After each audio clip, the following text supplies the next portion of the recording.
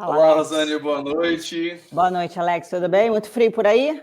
Ótimo, muito frio. É assim, deu uma melhorada agora um pouco, mas o frio tá terrível, né? E olha que estamos ainda no outono, né? O Exatamente. oposto do Brasil que tá pegando fogo lá, né? No Rio chegou a É, quase 60 graus a sensação térmica. hoje de manhã eu fiz uma entrevista com um candidato no Brasil, era 9 da manhã aqui em Portugal, então 6 da manhã no Brasil, ele estava em Recife, e ele falou que já estava batendo 24. É mole. Aqui eu acabei de Maravilha. chegar da rua agora batendo 10. E aí? Tudo bem? Mais uma O pessoal quinta-feira, Alex? já está entrando aqui, acho que a gente já pode começar aqui a É? nossa live, né? Estou vendo aí 10h05 aí no seu relógio aí atrás. Então, mais uma vez, olá a todos. Eu sou a Rosane Marques, eu sou CEO e fundadora da IT Recruiter e sempre acompanhada aí do meu amigo Alex Seles, companheiro de muitas lutas e todas as quintas-feiras aqui, fundador da RP1. E aí, Alex? Mais uma Olá, Rô, olá quinta-feira. a todos aqui. Aqui tá tudo ótimo, né? Estou muito animado com a live de hoje. Vamos trazer o Tid, né? Daqui a pouco ele está entrando. O Tid, ele é um grande amigo meu, né? Acompanho o Tid nas redes sociais há muitos anos.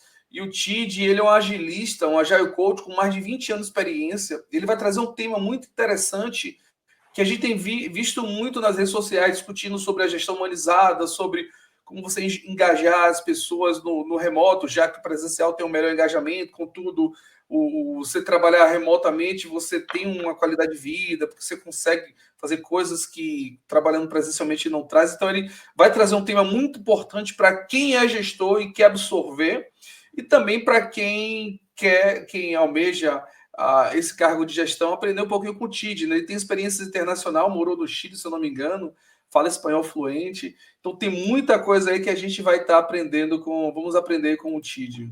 Exatamente. Então, mais uma quinta-feira, todas as quintas-feiras, cá estamos, como dizem os portugueses, onde temos o prazer de trazer profissionais de tecnologia, né, hoje o TID, para compartilhar valiosas experiências com a comunidade no nosso Webinar Booster, no nosso IT Chat. Então, mais uma vez, eu agradeço a presença de cada um de vocês e esperamos que aproveitem ao máximo o que está por vir hoje. E aí, Alex, você contou um pouquinho aí, conta um pouquinho mais. Eu queria falar assim, para quem é novo aqui, também para os conhecidos, né? Nosso webinar, nós juntamos as mentes mais brilhantes da área de TI, né? E juntamos pessoas tão fora da curva que algumas chegam a ser até fora do nosso tempo, até fora da Terra, né? Dizem que Já tivemos alguns webinars aqui muito loucos, né? que os profissionais de TI são tudo extraterrestre, né? Então, por que não dizer fora da Terra, né? Então, nós convidamos as melhores mentes de tecnologia para compartilhar um pouquinho de sua experiência, né? E as suas visões futurísticas, explorando o que o futuro nos reserva. Então, muitos que nós trouxemos aqui trouxe visões sobre o futuro e a gente já está vendo o que é que está acontecendo, né? Então, o conhecimento termina... essa é uma grande diferença da comunidade TI, que a gente se ajuda, a gente procura compartilhar a experiência, procura buscar, né, informações do que é que podemos moldar junto, né, para um futuro que nos reserva. Né? Então, sempre uma jornada emocionante rumo ao universo da inovação e tecnologia. Né? Não, Rô? Exatamente. O Alex já trouxe aí um spoiler, né, sobre hoje, então, mais uma vez, sejam todos bem-vindos ao nosso Webinar Booster. Nosso tema de hoje é gestão humanizada com ênfase nos resultados. Então, nós vamos desvendar aqui um pouco com o Tid os segredos da gestão humanizada, como construir equipes mais engajadas e focadas em resultados, falar um pouquinho das práticas eficazes da comunicação, desenvolvimento, estratégias para criar ambientes de trabalho mais saudáveis. Eu disse hoje na rede, né, no mundo hoje de chat GPT, de IA, estive na Web Summit na semana passada e só fala de tecnologias, etc. Vamos trazer um pouco de humanização, um pouco de humano aqui né, hoje. Então, traz aí o Tid, Alex, para a gente começar isso, a conversar. Vamos lá, Vai toca os lá. tambores! Toca os tambores literalmente, porque o Tid é baterista, tá?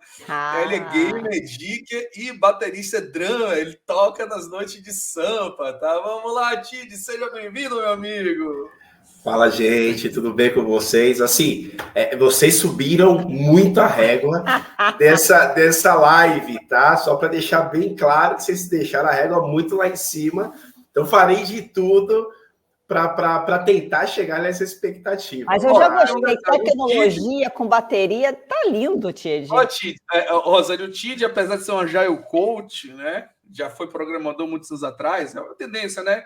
Você ouvir um líder técnico como gestor na área de TI. Quando ele trabalhava numa outra empresa, uma outra multinacional, ele sempre divulgava vagas, sempre indicava pessoas, sempre contratava profissionais. E ele entrou agora numa nova empresa, né? E a empresa que ele está junto com o Éder Lima, que é um cara espetacular, que já entrevistamos aqui, é um head de inovação da PicPay, né? Assim como o Tid também. E são pessoas espetaculares. E o Tid sempre está contratando pessoas, sempre está indicando pessoas, seja para o Brasil, seja para o Chile, seja para a Europa. Então isso é bacana, isso que está no nosso DNA, a área de procurar se ajudar pessoas, dar oportunidade para pessoas. Ele tem um coração gigante, ele só tem essa cara de bad boy, mas o coração dele é um coração de uma criança, né? Então vamos lá falar quem é Tid Cardoso, né? Então, vamos lá.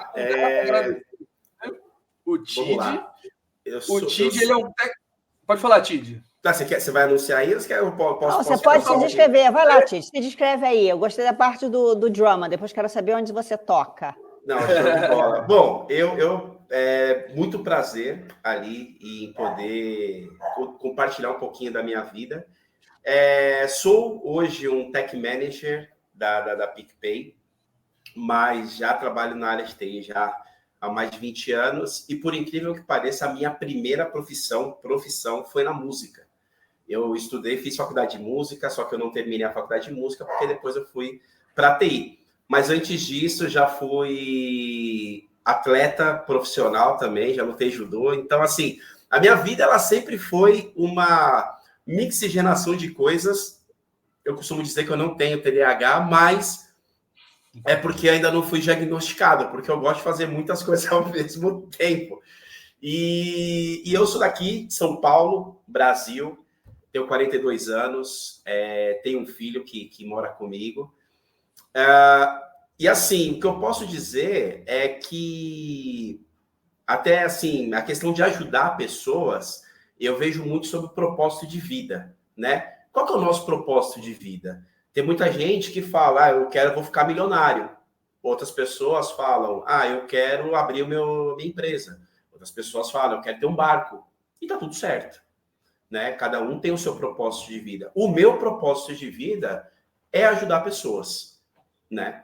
E eu gosto disso, eu gosto de ajudar pessoas, embora muitos falem assim, mas tem pessoas que não precisam ser ajudadas, ou que não merecem ser ajudadas. E esse é um tema bem polêmico, porque tudo tem um contexto. E eu acho que o importante é sempre entender o contexto. Quando a gente entende o contexto, pode ser que aquele contexto não esteja adequado aos nossos valores. E a gente fala, não, para mim não faz sentido. Mas quando você sente ali uma ligação com aqueles valores, daquele contexto, você compartilha uma energia muito forte com aquilo, e é isso que te impulsiona. E aqui eu não estou falando de religião, não estou falando de ciência, não estou falando de nada. Mas todo mundo sente quando você está perto de uma pessoa que o clima fica mais feliz, ou quando você está perto de uma outra pessoa e o clima fica mais tenso. O que é isso? Não será que não é uma energia que a gente tem ali? Eu costumo brincar que os diretores de Matrix, eles entenderam no mínimo detalhe, eles levaram no mínimo detalhe o que as pessoas são perante ao mundo, que eles colocam que na Matrix as pessoas são baterias, né? São a energia que conduz ali, que dá força às máquinas do Matrix. E aqui nós somos energia, porque às vezes você está com energia baixa, você encontra uma pessoa querida, uma pessoa que quer o seu bem, sua energia vai lá para cima e você já está de novo, já está bem. Então, o que eu costumo dizer é isso. Eu acho que ajudar pessoas não é simplesmente você dar algo material ou você proporcionar alguma coisa palpável. às vezes, o simples fato de você estar do lado de uma pessoa, você já ajuda ela. Assim, então, eu sou essa pessoa. Exatamente. Eu não conheci o Tid, não tive o prazer de conhecer o Tid, mas eu já entendi que foi a pessoa certa para falarmos de gestão humanizada. Então, aí... Interessante, Rô, isso que ele falou, que já entrando já no tema que a gente vai falar, eu fiz até um artigo na semana passada sobre o sentido da vida, né? Que intrigou muitos filósofos ao longo do século, como os epicuristas que procuravam prazeres grandiosos, os estoicos que viviam sem depender de prazeres, os atomistas que encontravam alegria em pequenos prazeres, né? E o Viktor Frankl, no entanto, o Viktor Frankl, que foi um renomado psiquiatra sobrevivente do Holocausto, ele nos ensinou que nós temos que ter uma perspectiva única sobre esse tema, porque ele acreditava que o sentido da vida não é algo universal e pronto para todo, mas sim uma jornada única e pessoal. Então, muitas vezes você é um gerente de TI, um head de TI, pode se encontrar desempregado, ou um empresário cujo negócio fracassou, você entra em depressão. Por quê? Porque a sua expectativa está na sua posição e leva você a criar uma ansiedade ou até depressão. Então, a gente deve pensar na nossa carreira, mas priorizando uma qualidade de vida, procurando viver de uma vida plena, ajudando pessoas, trocando essa energia, né? E é isso que a gente vai ver agora na nossa live. Então, deixa eu apresentar aqui, fazer uma propaganda aqui, um jabá do Tid, tá? Quem é Tid Cardoso? Ele é Tech Manager da PicPay, ele é Product Owner, ele é Scrum Master, ele é Agile Coach, ele é Delivery Manager no Brasil e já atua em diversos países, tá? Ele é agilista, especialista em liderança e gestão humanizada. Ele traz insights valiosos, como, por exemplo, construir equipes mais engajadas e focadas em resultado. Ele atua em mais de 20 anos na área de tecnologia global e produtos digitais. E, além disso, ele é baterista, ele é drummer nas noites de Sampa. Tid, seja muito bem-vindo, meu amigo. Para mim é um prazer, para a gente é um prazer incomensurável você estar aqui conosco. Tid, eu sempre brinco, e aí eu compartilho muito com você também dessa ideia de compartilhar, e eu gosto muito da ideia de compartilhar educação, de compartilhar informação. E quando eu encontrei o Alex e a gente se juntou nessa ideia de webinars, cursos gratuitos, é com essa ideia. Na minha cabeça, só isso vai modificar o mundo, só isso modifica o Brasil, principalmente quando a gente fala de educação, né? Então, todas as quintas estamos aqui tentando dividir um pouco disso, um pouco de informação e de educação. Vamos começar, e eu sempre brinco que eu gosto sempre de começar do começo, né? Então, como que você definiria o que é uma gestão humanizada? O que significa isso, gestão humanizada? Bom, vamos lá. Para mim, eu sempre encaro o seguinte: as pessoas, quando vão produtizar alguma coisa, elas falam assim, vamos colocar o nosso cliente no centro da solução, né? E a solução ela é feita para o nosso cliente. Quem é o nosso cliente? São pessoas. Quem desenvolve aquilo, isso eu estou falando de tecnologia, tá? Mas isso serve para várias outras áreas também. Quem desenvolve aquilo? São pessoas. Então, quando as pessoas falam em recurso, não, porque eu tenho que colocar um recurso no meu projeto, eu tenho que colocar outro recurso. O recurso ele é a máquina, o recurso ele é o ambiente, o recurso ele é a cadeira, o recurso é a mesa, o recurso é um cafezinho que eu estou disponibilizando. Fora isso, são pessoas. Então, o que eu costumo dizer é a primeira coisa de tudo. Parem de tratar pessoas como recursos, né? Embora a gente tem mais alguns pontos para frente para a gente falar, que eu vou voltar nesse assunto, mas a gestão humanizada, simplesmente, ela é uma abordagem que reconhece a importância de tratar o funcionário de uma forma humana, de verdade. Das suas necessidades, das suas aspirações, das suas emoções. Então vamos pensar no seguinte, vamos pensar no mandala, né? Vamos pensar no mandala que eu tenho, que eu vou elencar 8 pontos principais que vai ser a base da minha gestão humanizada. Se eu precisasse fazer uma avaliação, eu usaria esses 8 pontos como base. Pensar no primeiro. Valorização das pessoas. Eu, como um gestor, eu tenho que pensar no seguinte: que tipo de reconhecimento que eu posso transformar um valor único para cada indivíduo? A agilidade, ela já fala. Primeiro, primeiro não, né? Que não tem 1, 2 e 3, mas um dos itens do manifesto: indivíduos e interações, mais processos e ferramentas. Então, assim, eu conseguir reconhecer o valor único desse meu indivíduo na organização, eu já consigo promover um ambiente mais colaborativo, né? Segundo, comunicação transparente. As pessoas, elas têm que fazer parte daquilo, né? E quando eu trabalho num lugar que eu tenho incerteza para onde aquilo ali vai, o que acontece? LinkedIn. Por quê? Eu não sei para onde vai, eu não sei o que vai fazer, LinkedIn. Vou para outro lugar. Quando você tem uma comunicação transparente, promovendo ali, né, de forma aberta, eu sei que nem todas as informações podem ser abertas, né? Às vezes tem informações extremamente estratégicas até para o lançamento do negócio. Mas eu estou dizendo o seguinte: as metas, os desafios, as decisões organizacionais, eu digo, em questão de direções, isso daí é algo que deveria ser compartilhado com todos, né? 3, desenvolvimento pessoal e profissional.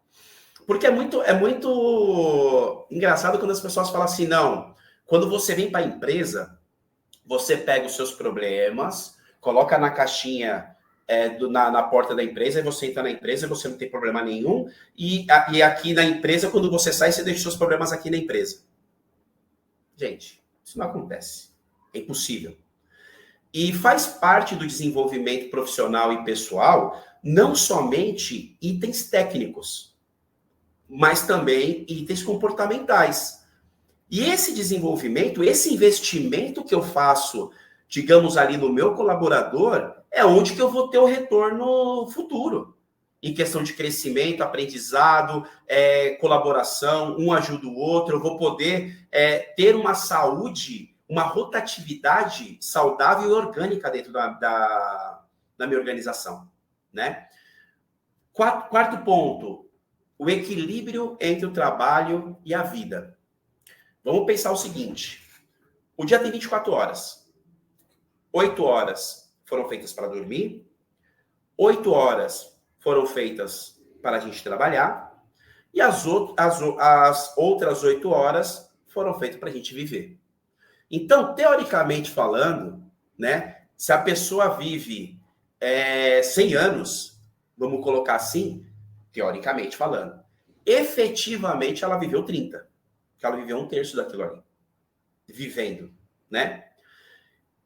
Então, se eu não consigo mostrar para o time e motivar o time a desfrutar a sua vida pessoal, reconhecer, mostrar para eles o reconhecimento da importância, que nem eu, por exemplo, eu treino, sou baterista, tenho meu filho que joga bola, eu jogo bola com ele, viajo. Gente, se eu não fizer isso, no decorrer da minha jornada, a vida é uma só. Assim, a única coisa que a gente tem que é nossa, que ninguém tira, é a nossa vida. Que ninguém tira, né, vamos dizer. É a nossa vida. Então, a vida é uma só. Se a gente não cuidar da nossa vida, quem vai cuidar? E a gente tem que viver. Eu sei que trabalho é extremamente importante. Eu não estou falando para a pessoa, vamos parar de trabalhar, todo mundo pedir as contas e vamos viver. Não, é saber equilibrar. Divide essas 8 horas. Às vezes, você vive um pouco mais, trabalha um pouco menos. Às vezes, você trabalha um pouco mais, vive um pouco menos, para poder equilibrar. Tá? Quinto, e esse daí, eu não estou elencando aqui em prioridade, né? Eu estou colocando esse mandala porque essa base, porque ela faz a importância ter ali a conjunção dela. O quinto seria empatia e respeito. Uma coisa que eu não tinha e eu aprendi a ter foi empatia.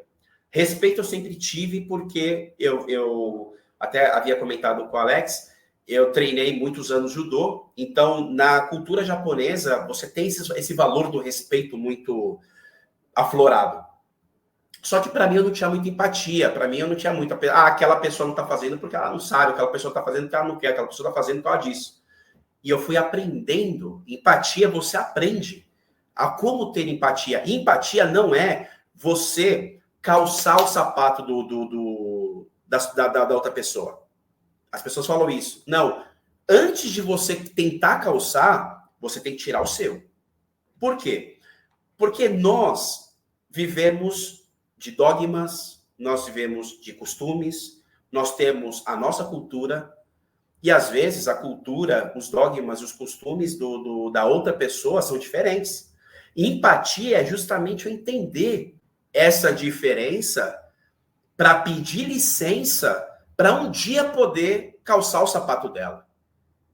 E isso que é empatia. Não é simplesmente falar, estou sendo empático com você. Em 5 minutos? Será que consegue? Eu morei 1 ano e meio no Peru. Eu era o único brasileiro que estava lá. Imagina o choque cultural. Então foi algo que eu usei muito nisso. Sexto, participação e envolvimento.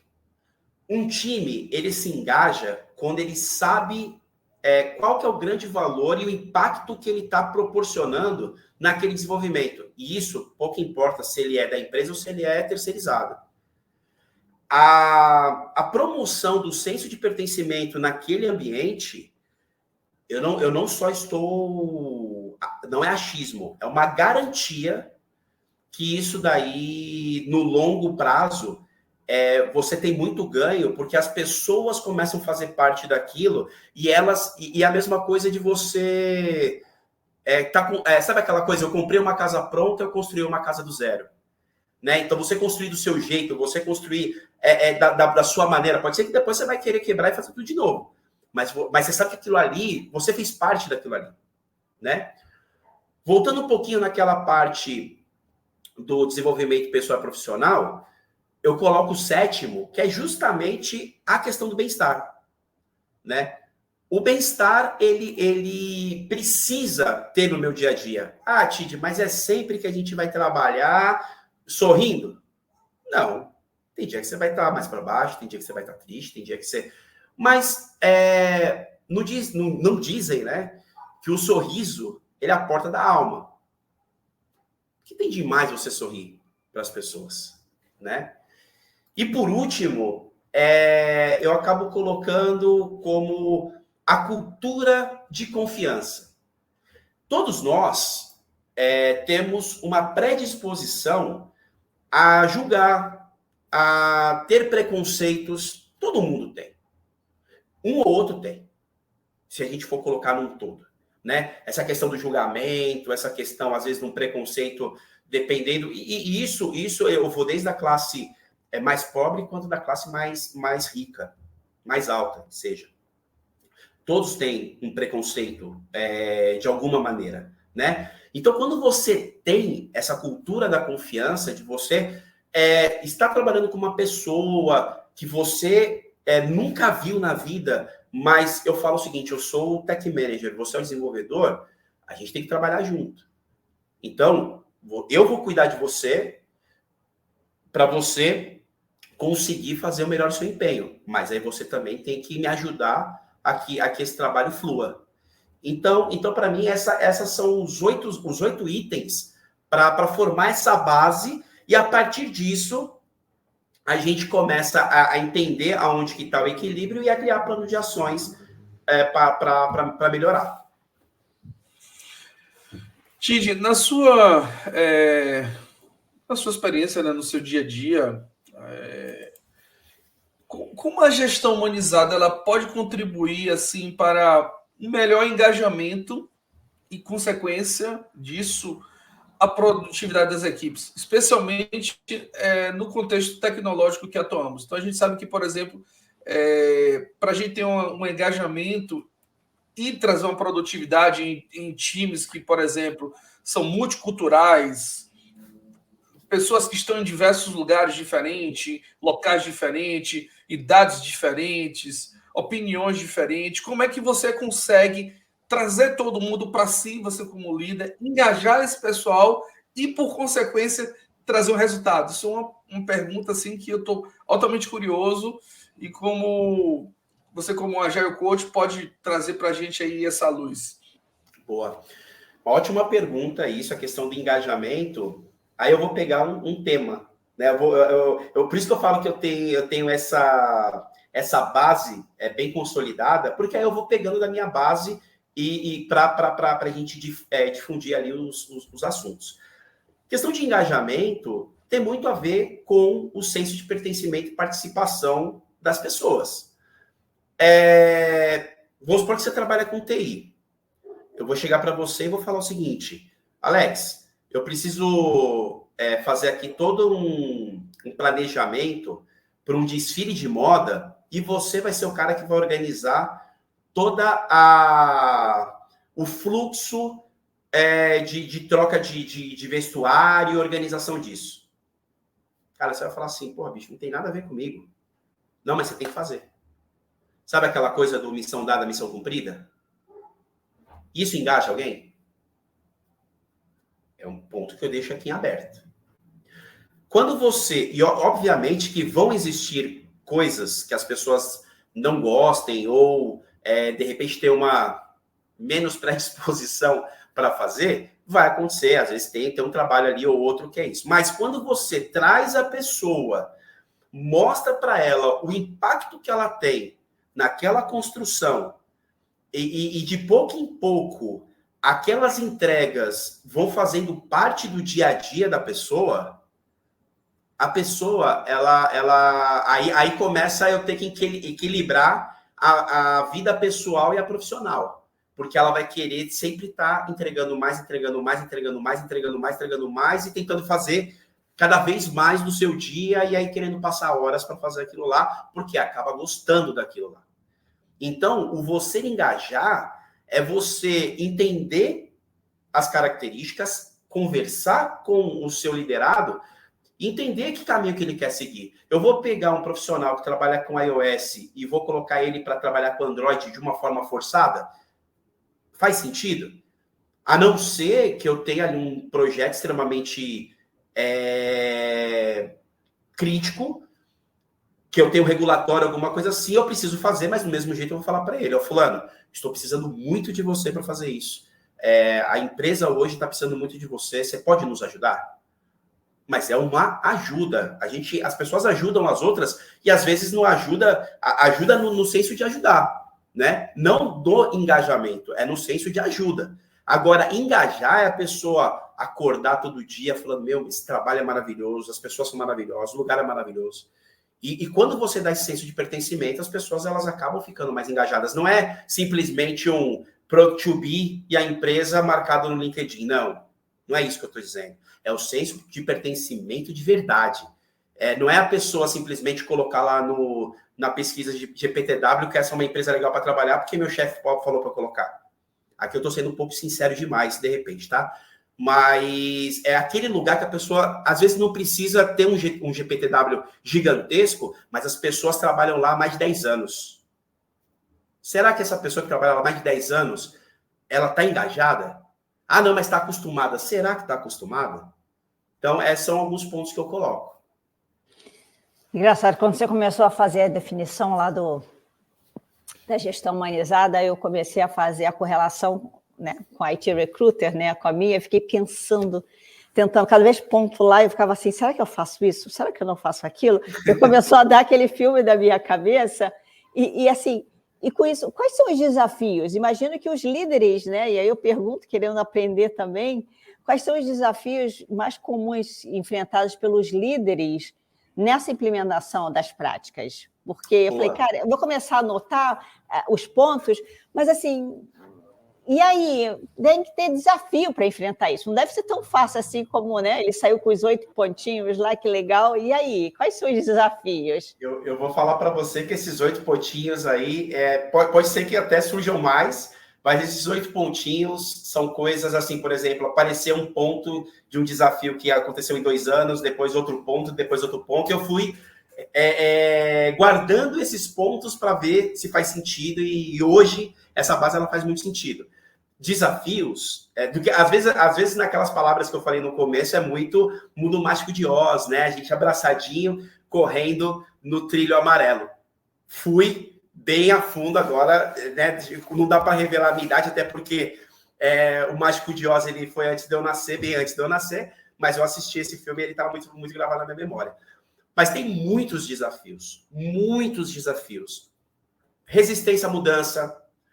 Porque, assim, imagina uma pessoa que trabalha numa organização extremamente tradicional. Estou falando de extremamente tradicional, são aquelas organizações centenárias que já tem ali a sua cultura muito difundida, já tem a sua cultura ali bem entrelaçada, né?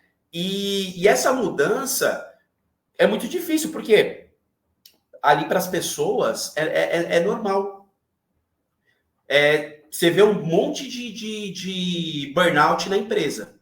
Mas é o normal. Eu não estou falando que está certo ou que está errado, tá? Mas é o normal que acontece ali. Você entrar ali, eles já te dão já o caderninho do burnout. Tem muitos lugares que são assim.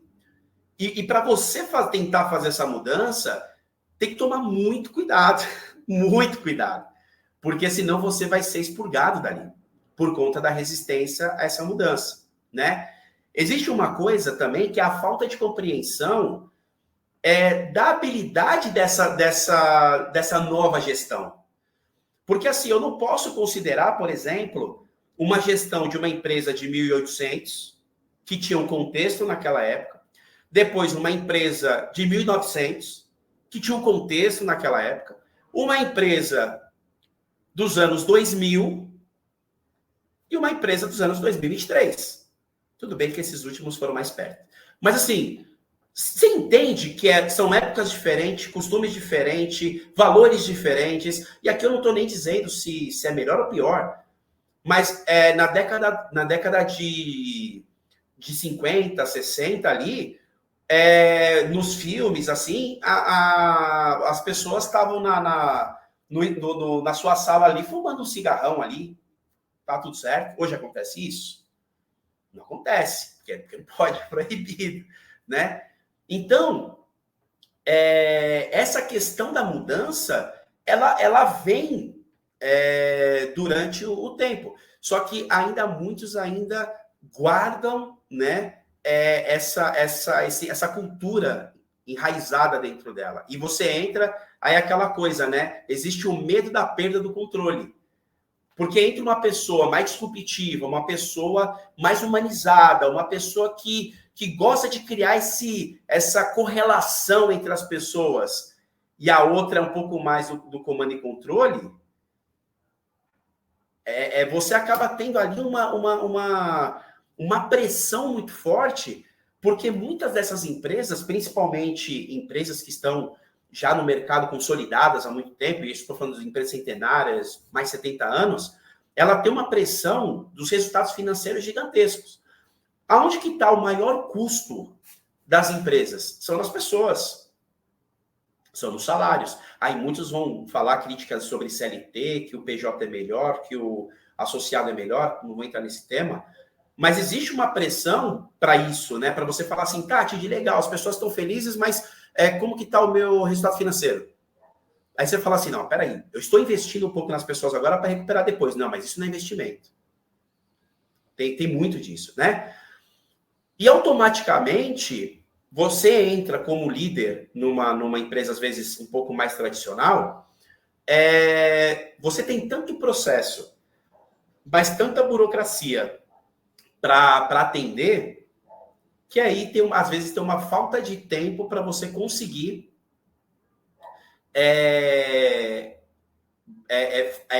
engajar não só os liderados, quanto também os seus líderes.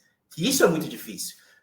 Quando a gente fala da questão do top-down, eu falo que assim, a minha esperança são ter CEOs mais humanizados. Não média gerência. O high level. Esse high level tem que ser humanizado, né? Só que aí, o que acontece?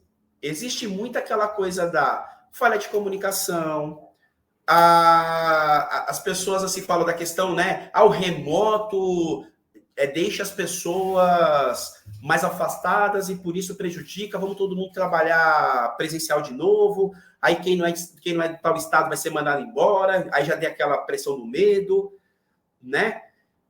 Às vezes a avaliação de desempenho é uma avaliação tradicional que o pessoal está fazendo ainda, voltado ali numa curva forçada, onde que eu só posso promover 10% do meu time ou só posso valorizar 10% do meu time, entendeu? E no contrário, se eu estou falando do time, eu deveria presentear o time. Não estou falando que eu vou dar aumento de salário para todo mundo, não. Mas ter ali uma homogeneidade ali também, né? E muito também um desafio, e eu acredito que é o maior, tá? É que as empresas, elas buscam grandes resultados no curto prazo. Mas eu vi uma frase que eu compartilhei esses dias um artigo do Steve Jobs, né, e tinha uma frase lá que era: você quer ir rápido, vai sozinho. Vai sozinho. Você quer ir mais longe, chame outras pessoas para ir com você, né? Então, essa sustentabilidade ao longo prazo são coisas também que é um grande desafio, porque as pessoas são muito imediatistas, né? Então, elas querem as coisas para ontem. Então, esse conjunto de coisas tornam desafios que muitos desistem no meio do caminho e falam assim, não vale a pena olhar isso, eu vou olhar para o que a empresa está olhando, porque eu preciso manter meu emprego. E não estou dizendo que está errado, mas, de certa forma, não é algo que eu acredito. Tid, diante dessas mudanças do trabalho remoto, como a gestão humanizada ela se adapta para manter essa conexão no bem-estar? A gente sabe que, por exemplo, o remoto existem alguns benefícios, como, por exemplo, você tem a oportunidade de acordar um pouco mais tarde, ou você acordar mais cedo e fazer treinar, por exemplo, no ginásio, na academia, fazer uma caminhada.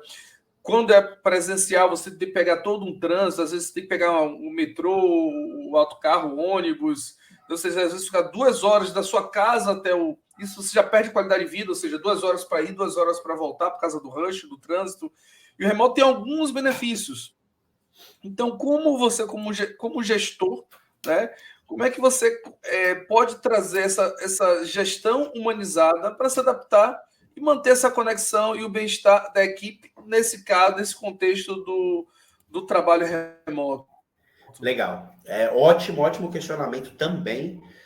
Eu falo o seguinte, né? Eu morei 1 ano e meio no Peru.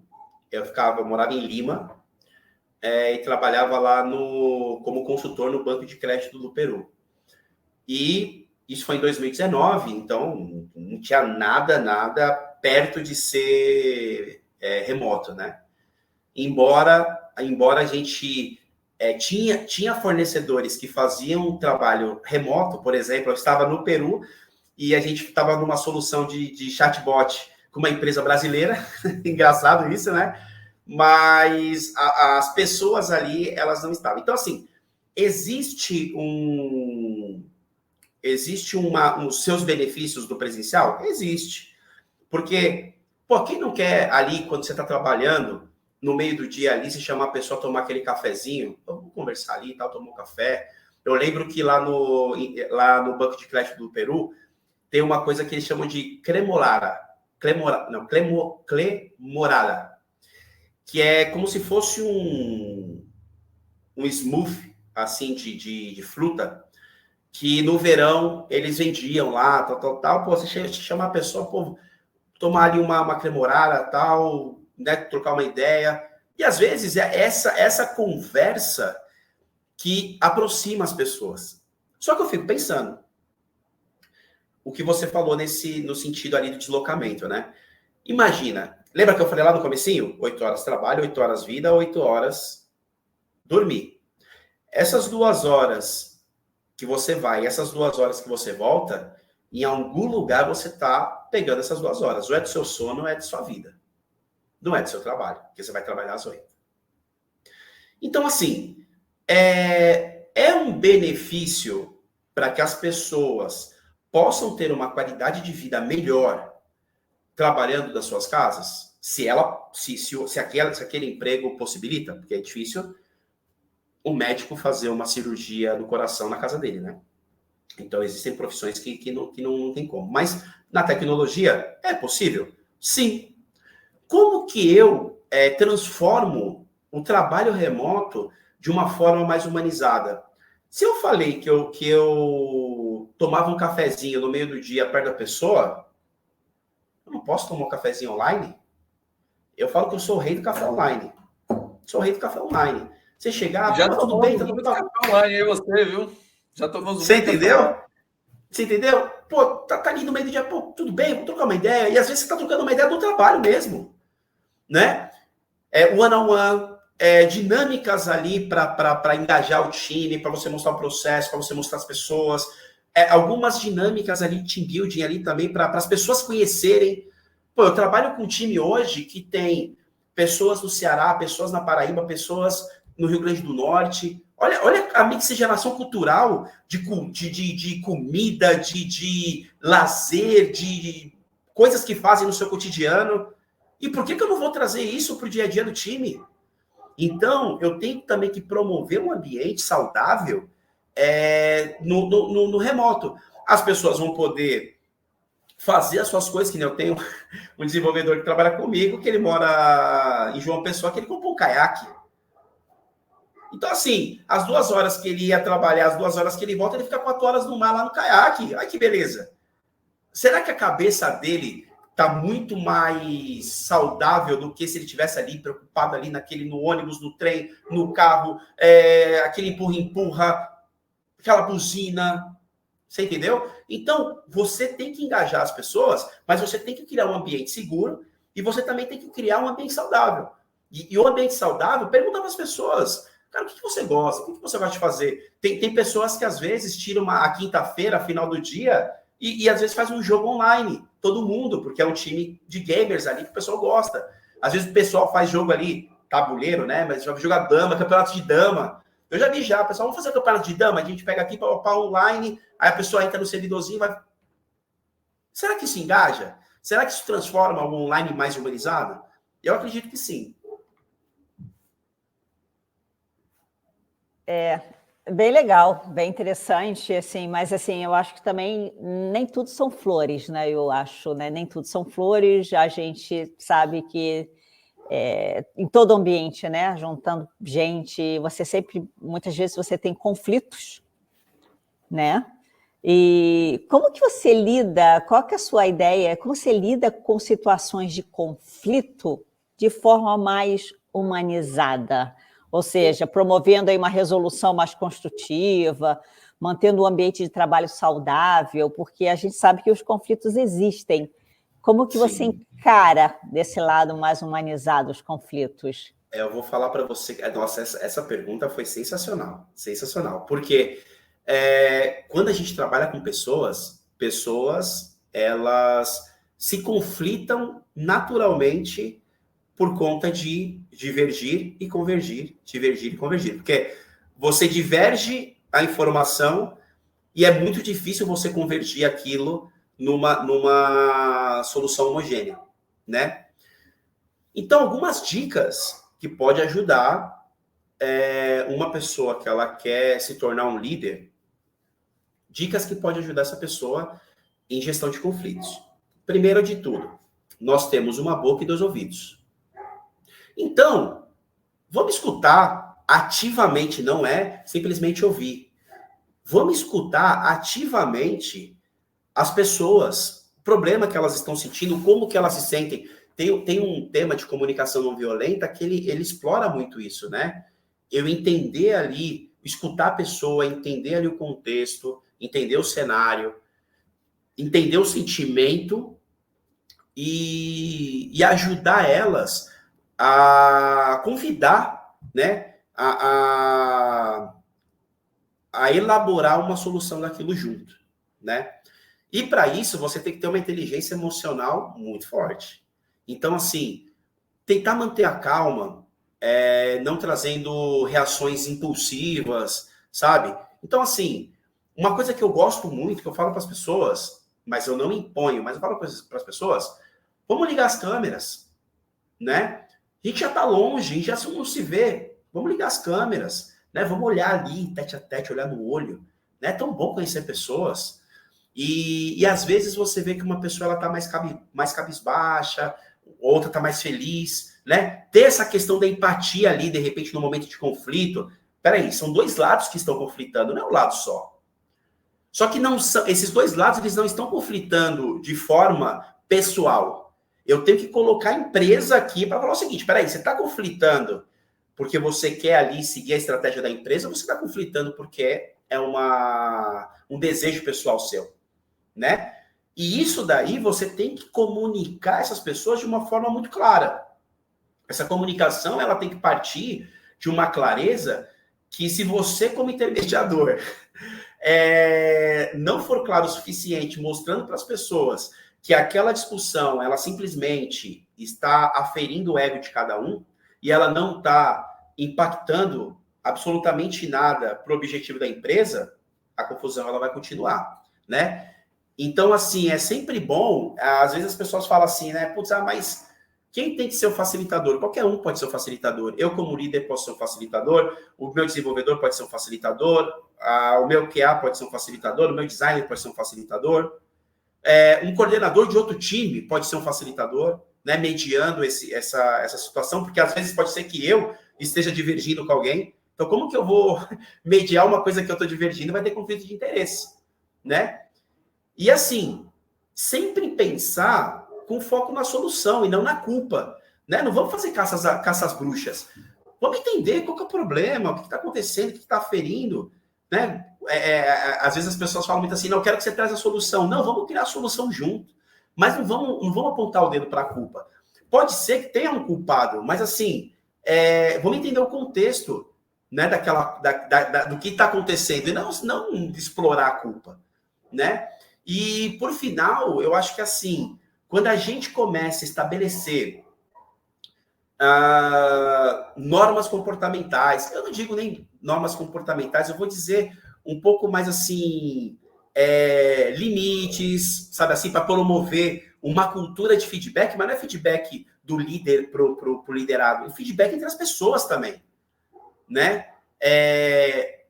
O que tem um dev falar com um dev back falar com um dev front e dar um feedback para ele? Pô, cara, tô vendo ali seu comportamento, tá um pouco mais hostil, vamos tentar manter uma comunicação mais saudável, tal, a gente tá fazendo isso pro bem do time, né?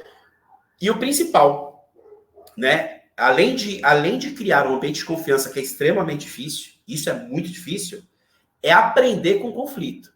Qual foi o aprendizado que a gente teve com aquele conflito? O que aquela divergência ela nos trouxe de aprendizado? Às vezes a divergência ela leva à demissão, mas só que aquela demissão leva a um aprendizado. Isso você pode ter certeza absoluta. Aquela demissão ela vai gerar um aprendizado. Infelizmente, uma pessoa vai sofrer por conta daquilo. Mas assim, a gente pode aprender com o conflito antes de tomar qualquer tipo de atitude drástica. Vou fazer uma pergunta de milhões aí, que qualquer gestor, né, gostaria de saber, de aprender com o TID, qualquer head, qualquer director, manager gostaria de aprender contigo. Considerando a diversidade da equipe, como eu falei, temos pessoas de diversas idades, diversas culturas, diversos lugares, públicos em geral, né, com conhecimentos diversos, designers, desenvolvedores, programadores, enfim, pessoas com cultura diferente, conhecimento diferente, com gosto diferente, com estilo diferente. Como o TID consegue fazer uma gestão humanizada na qual ele consegue abordar a inclusão e a valorização dessas diferentes experiências, dessas diferentes habilidades, e a partir daí promover um resultado rico, né, e que traga que ele traga uma satisfação das pessoas. Ou seja, eu vou aproveitar essa diversidade, vou trazer um resultado para a empresa e todos vão estar engajados e valorizados. Vamos dar agora o ouro aqui para todos nós. Cara, é pergunta de milhões mesmo, assim, né? Porque... Consultoria gratuita, tá? Consultoria gratuita aí. Tô vendo isso, hein? Tô vendo isso. Depois a gente vai conversar sobre isso aí, tá? Mas, brincadeiras à parte, a gente está vivendo um mundo cada vez mais diverso, né? Com uma diversidade muito grande, em todos os sentidos. Todos os sentidos. E aqui eu não vou carregar nenhuma bandeira. Eu vou falar uma diversidade como um todo, tá? Primeiro de tudo, a gente não está falando de indivíduos e interações, então a gente tem que respeitar a individualidade de cada um. Esse é o primeiro ponto. Cada um tem sua experiência de vida, sua habilidade, sua perspectiva, né? Essas pessoas, elas fazem parte de outros conjuntos, vamos dizer assim, né? Pode ser que eu tenha uma religião, você tenha outra, eu torço para um time, você torce para outro, eu torço para um partido político, você é de outro, a sua família, ela tem uma tradição de fazer uma coisa, a minha tem outra. Então, nós vivemos em conjuntos diferentes. Só que assim, pensa o seguinte, eu tenho 10 pessoas trabalhando no mesmo time, que vieram de lugares diferentes, que são, né, de conjuntos diferentes. Então, eu estou trazendo aqui pessoas do Nordeste, do Norte, do Centro-Oeste, do Sul, do Sudeste, para trabalhar do mesmo jeito, do mesmo lugar, perdão. Estou trazendo ali do mesmo jeito que ali um mineiro do sul de Minas Gerais, que fala muito rápido, fala muita gíria ali mineira, é o mineirês, né? Do mesmo jeito que eu estou trazendo o carioca, que tem um jeito, às vezes, um pouco mais agressivo de falar, mas é um jeito porque... Às vezes tem a questão, eu trabalhei muito com carioca, é aquela questão da espontaneidade, né? Estou trabalhando com o pessoal do sul, que é um pouco mais reservado, mas quando tem que falar, fala na lata. Então, assim, eu tenho que respeitar essa individualidade. Obviamente que a gente, no momento, a gente vai ter que difundir aquilo ali e transformar uma cultura do time, sim. Mas, para isso, todo mundo ali ele tem que ter flexibilidade e adaptabilidade para começar a lidar um com o outro. Tem que ter isso, porque, assim, para eu poder trabalhar num ambiente onde eu tenho várias pessoas que pensam diferente de mim, que têm uma vida diferente da minha, o mínimo que eu tenho que ter é praticar, atender ali também essas diversas realidades das pessoas, né? E assim, é muito complicado porque uma coisa difícil que eu falei ali atrás, né? Da questão das promoções. Você ter uma promoção de equidade, né? Que não sei se vocês sabem a diferença da questão da equidade e quando você fala igualdade, né? Que aí é até um pouquinho daquela questão seguinte, né? Você coloca pessoas de tamanhos diferentes no mesmo nível. Isso daí é quando você está sendo... você tá dando ali, de certa forma, uma igualdade para cada um, mas só que cada um tem uma altura.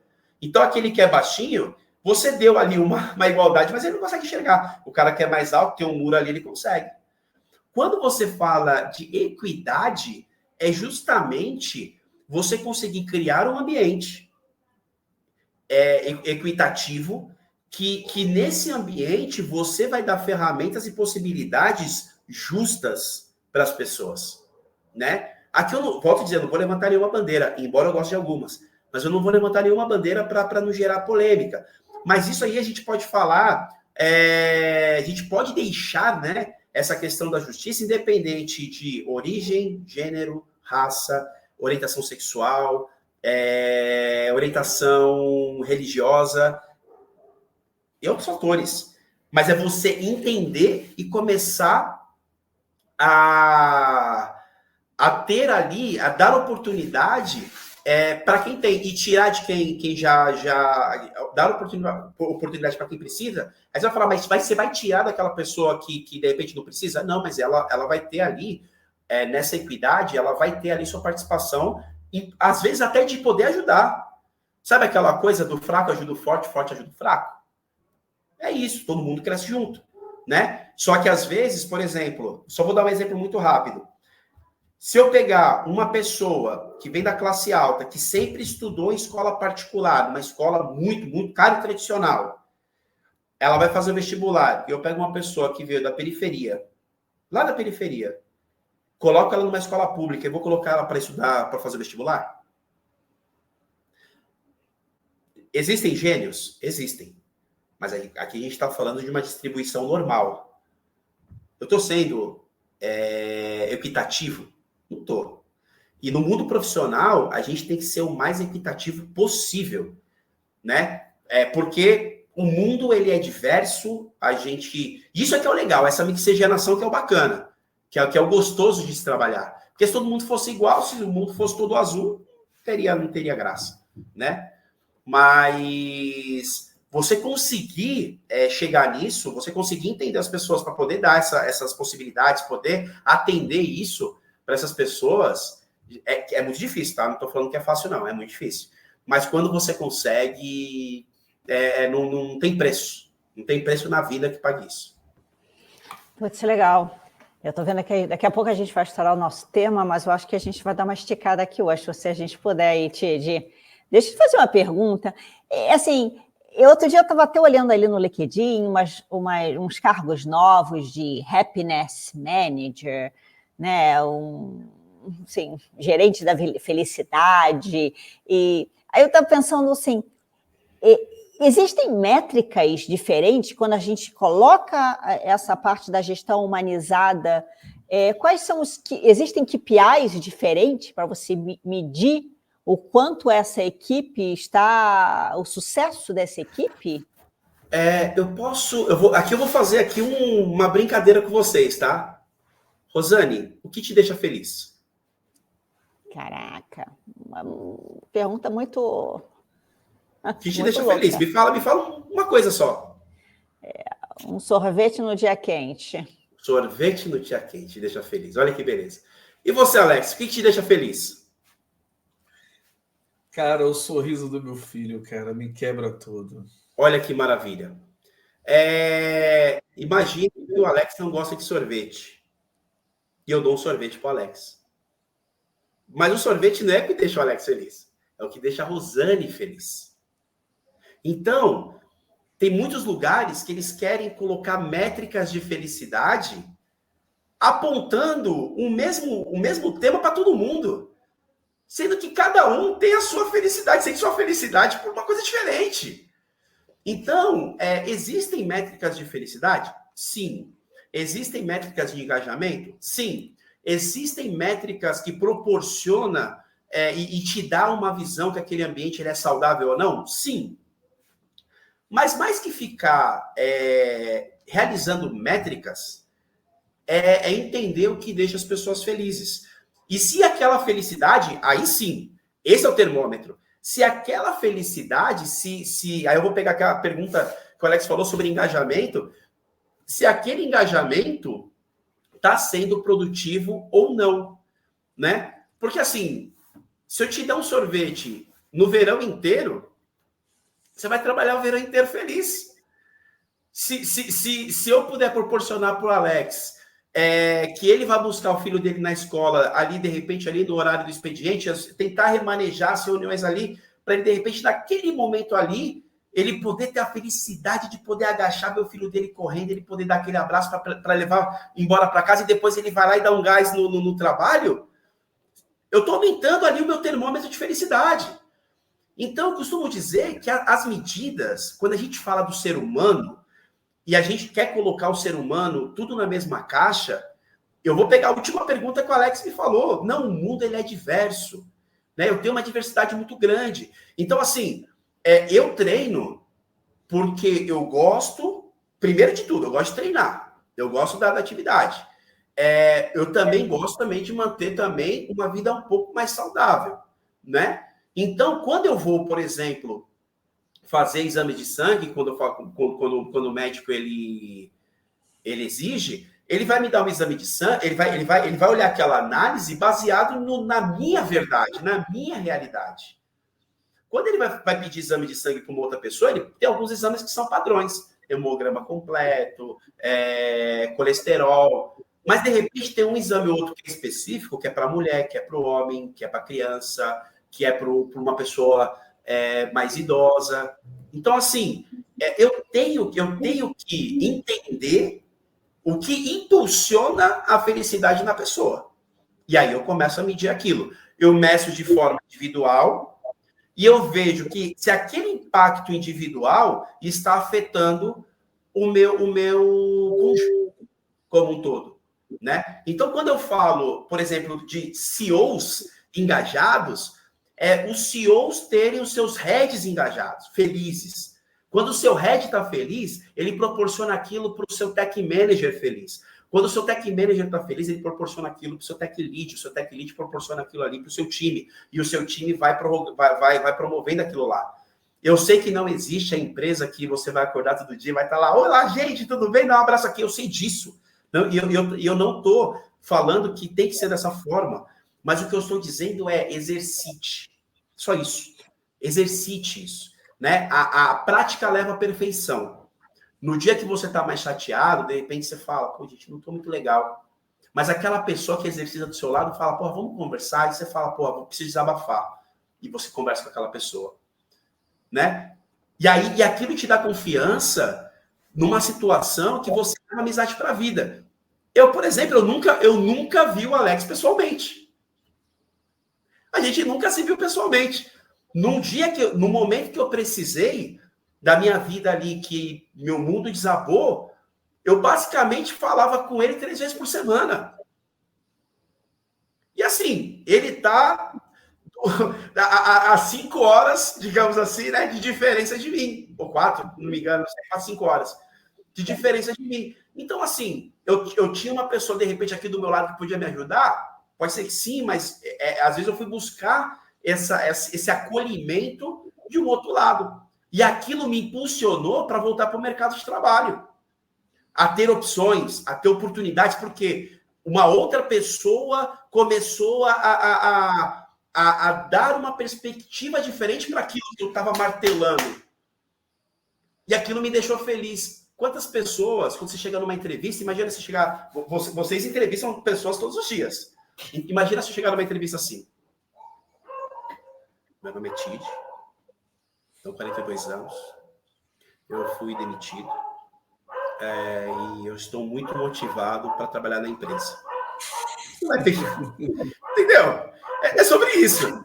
A pessoa ela tem que estar bem ali na entrevista, porque a pessoa ela tem que mostrar energia, ela tem que mostrar ali para que ela veio. Porque a entrevista, eu costumo dizer que é o seguinte, brincadeiras à parte, tá? O currículo, ele vai ser a sua foto. Quando você está flertando com alguém. Aí a pessoa ela vai gostar. Ela fala, gostei desse tipo ali. Gostei dele ali. Vamos para o próximo passo, que é o quê? Eu vou passar, vamos começar a conversar. E a conversa é entrevista.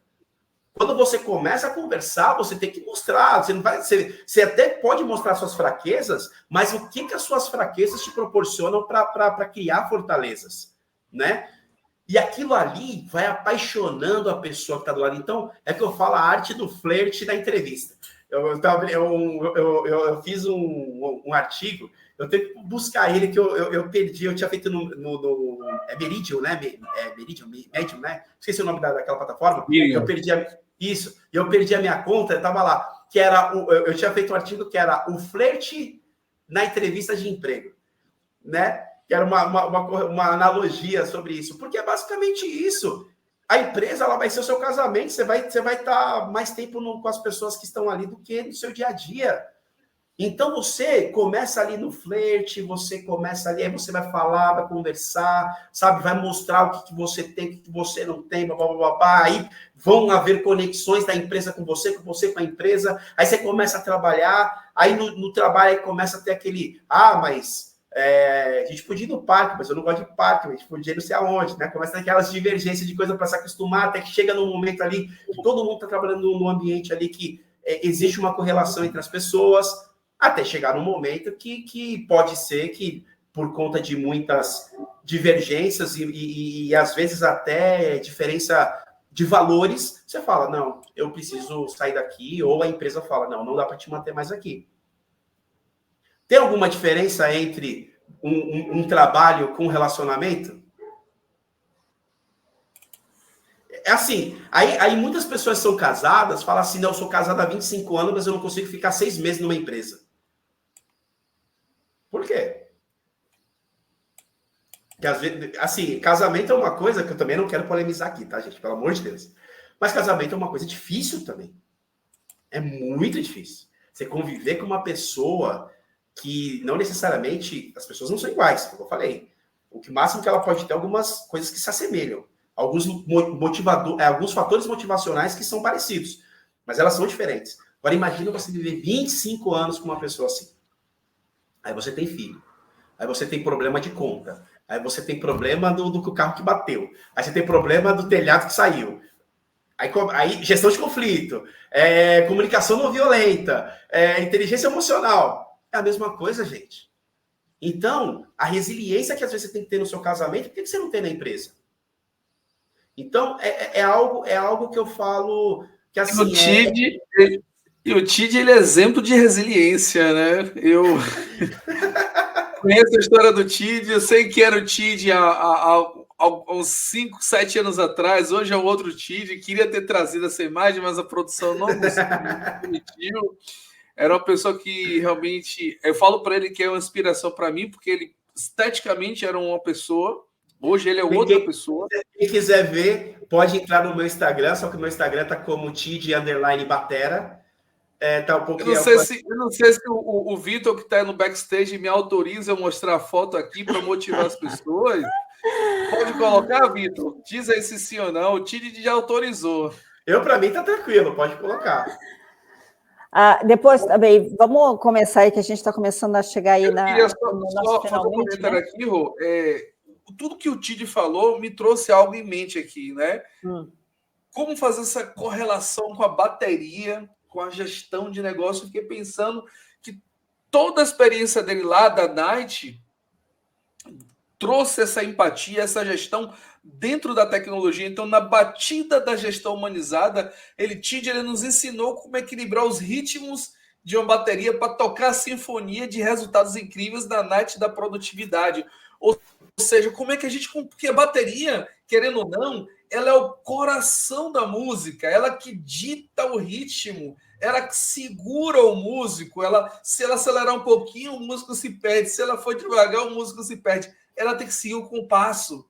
E o TID falando assim, eu falei, rapaz, esse cara, ele é mais do que eu imaginava, né? Então, assim, ele conseguiu trazer, eu falo porque eu também sou músico, eu toco guitarra e um pouquinho no teclado, ele trouxe um pouquinho lá da sua experiência de música para a tecnologia. Isso é excepcional, é que nem um gamer que trabalha com tecnologia. O gamer, o que ele gosta? Ele gosta de desafio, ser desafiado o tempo todo, ele gosta de recompensa, ele gosta de sempre ir para uma próxima fase. A mesma coisa o músico. O músico, ele gosta de trabalhar em sintonia, ele gosta de segurar o ritmo para que todos tenham aquela harmonia.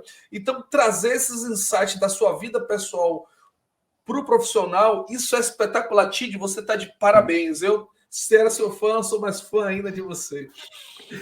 Vamos aí, Alex. A gente tem alguma pergunta aí no bastidor? Alguma coisa? Que estamos aí chegando a uma hora. Tem muitas perguntas aqui. E quem quiser também, eu tenho o meu Instagram, que é o TID_Batera, e tem meu LinkedIn, que é isso aí, TID Cardoso. Tá desse jeito, eu deixo fácil já para me achar, é difícil ter dois. Quem quiser me adicionar, pode me adicionar, pode de repente me chamar para a gente conversar. Eu adoro conversar. E lá vai ver a foto do TID antes e depois, tá? Olha, tem muita pergunta aqui. Tem um comentário que a Catarina falou aqui, ó, muito bom. Jung dizia, né, de forma simples: conheça todas as teorias, domine todas as técnicas, mas ao tocar uma alma humana, seja apenas outra alma humana. Espetacular, não conheço essa frase, mas é muito bom e eu vou usar no meu dia a dia. O Júlio pergunta aqui: existe uma regra fixa de avaliação de performance de resultados? Ele tem outra pergunta também, né? E quando a empresa oferece todos os outros pontos e o colaborador não corresponde, quantas chances devemos dar se sermos resilientes em fazer o que os colaboradores entreguem, né? Boa. Primeiro ponto sobre avaliação. Para mim, a avaliação ela deveria ser do grupo e não individual. porque dificilmente, a não ser que a pessoa, na TI é bem raro isso, tá? Mas a não ser que a pessoa ela trabalhe sozinha, né? Que aquele produto é só ela que desenvolve sozinha. Geralmente eu tenho um time com back front, que é a designer, Scrum Master, Product Owner e afins. Então, eu deveria entender a performance do grupo, tá? Esse é o primeiro ponto que eu vejo. A performance individual, ela nos ajuda a identificar talentos. E esses talentos nos ajudam a melhorar aquelas pessoas que estão com mais dificuldade. Que aí eu vou entrar nesse outro ponto que... Eu esqueci o nome do rapaz que perguntou. Júlio. É o Júlio. Que o Júlio falou, né? Eu tenho lá os 8 itens ali que a gente forma aquela base. E a pessoa, ela é resistente a aceitar ou a tentar entrar naquele mundo. Eu, na verdade, para ter essa análise, quer dizer que eu já tive muita tentativa.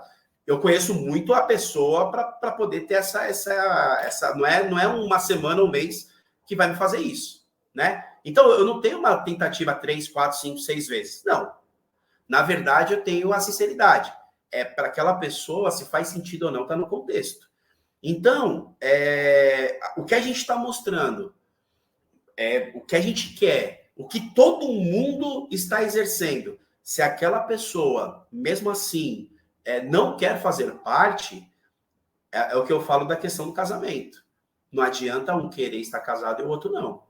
Então, vão acontecer coisas daquela pessoa ela não querer estar naquele universo que o pessoal trabalha dessa forma, porque eu gosto de trabalhar de uma forma igual o exército, igual o regime militar, que eu preciso ter ali o meu subordinado, eu preciso do poder, eu preciso que tenha alguém que mande em mim.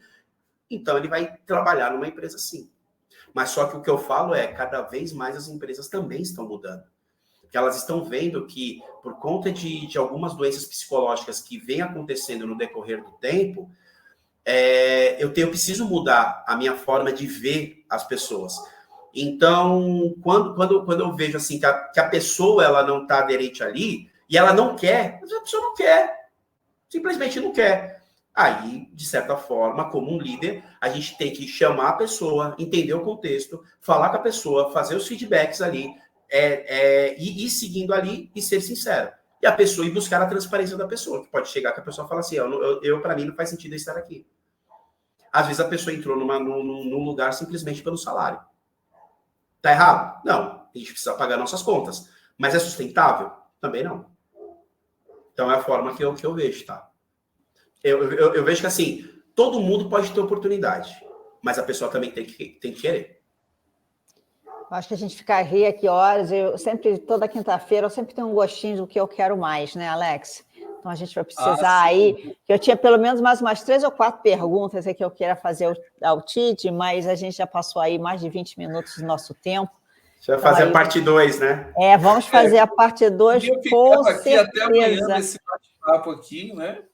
Mas, assim, primeiramente eu queria agradecer ao Tid, né, por ter aceitado aqui o nosso convite e vir aqui nessa quinta-feira trocar e ensinar também tanto aqui para a gente, né?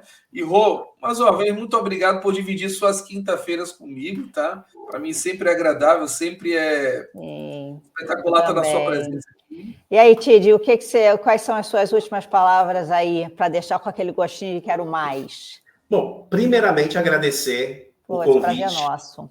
Agradecer de verdade, assim, vocês que estão tão longe, mas tão perto. E agradecer de verdade a oportunidade de poder falar um tema que eu amo, um tema que eu utilizo, que é um tema que eu tenho esses desafios diários que são muito complicados da gente lidar, né? Eu também tenho minhas dificuldades também durante a inclusão dessas técnicas também no dia a dia, mas uma última palavra, além de falar para as pessoas me seguirem no Instagram, me seguirem no LinkedIn, sejam persistentes, sejam resilientes, mas sempre olhem o seu propósito. Uma pessoa sem propósito é uma pessoa sem direção. E não existe resiliência sem um propósito.